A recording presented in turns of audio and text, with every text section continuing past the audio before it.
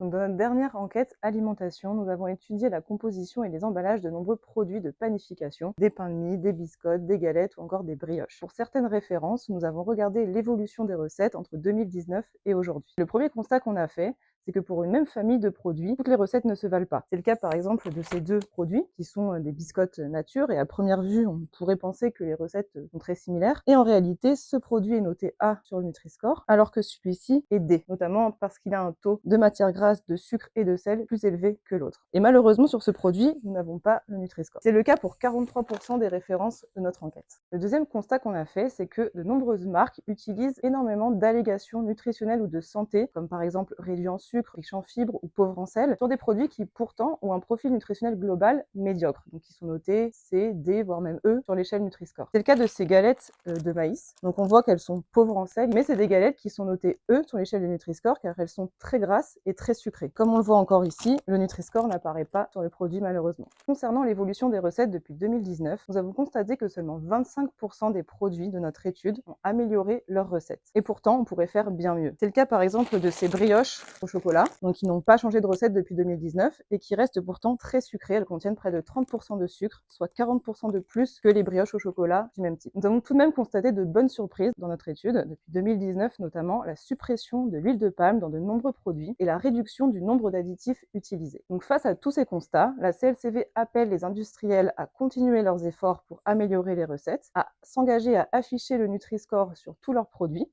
qui nous paraît essentiel pour que les consommateurs puissent comparer les produits d'une même famille et faire des choix éclairés. C'est aussi pour ça que nous appelons la Commission européenne à rendre le Nutri-Score obligatoire dans les meilleurs délais. Et enfin, nous considérons que la réglementation doit être renforcée afin qu'il ne soit plus possible d'afficher des allégations nutritionnelles ou de santé sur des produits qui ont un profil nutritionnel global médiocre, donc qui sont notés D ou E sur l'échelle Nutri-Score.